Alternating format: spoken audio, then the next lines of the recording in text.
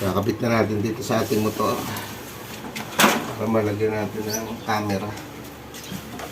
Yan, ang nilagay ko pa lang dito kasi yung lagay ng cellphone para pang navigation o pang waze. So lalagyan naman natin ito ngayon. Ito, tanggalin natin itong ating kulambo. So, dito siguro natin ilagay. Ano ko yan? Ano yan? Baka ganun. Dito na lang natin guys ilalagay. Ayan o. Kasi ito, may lalagay pa tayo dito para pampasikip. May mga kasama siya guys na ganito. Kung ano yung susukat dun sa pinakang bakal. Sukatan natin kung ano yung pwede. Ito, pwede na ito. Ito, yan o. Mahuhold na yun. Kasi kung walang ganito, hindi siya kakapit. Ito may mga kasama siya. No? Tingnan natin kung alin yung kapartner ng isang yun. Diyan na. Ito. Yun. So, yan yung magkapares. Kasi muna kaya natin ito para hindi siya. Ano?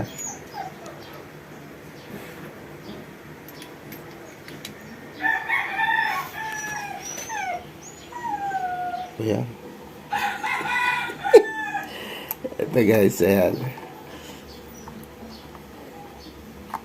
Ito lang talaga yan. So, ilagay na natin. Talaga nyo. Ano siya? Kailangan maipit siya ng todo.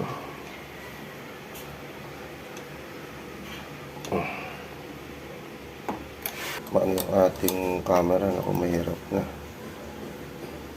Pagkain na nahulog. Ito kasi pwede mo siyang i-adjust. Ayan o. Lagay natin. Tapos itong isa dito. Ito ilagay ng camera. So pwede mo siyang pwede mo siyang i-adjust kung saan mo gustong pwesto, kung gusto mo ganyan. Okay. Tapos lulugan mo lang ng konti. I-adjust mo na siyang dito. Pwede na kaganyan. Doon ang kamay mo. Yan. Itong isang ito para kita. Yan. Kunyari, ganyan.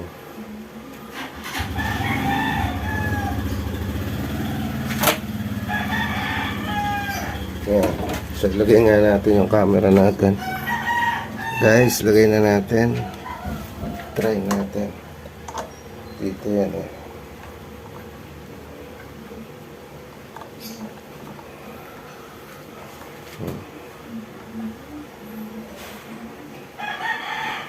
Fit. So, luwagan lang natin para maiikot natin sa ganyan. So, malihigpitan.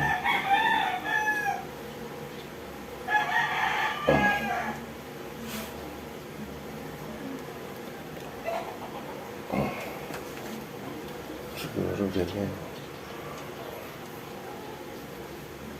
Yan. Pwede mo pa siyang itong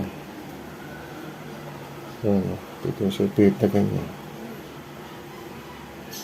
Yan.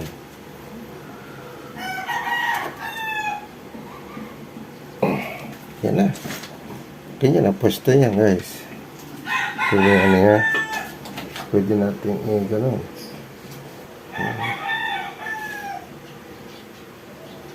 Kailangan talaga mahigpit. Ayos. Wala nga na tayong lagay yan.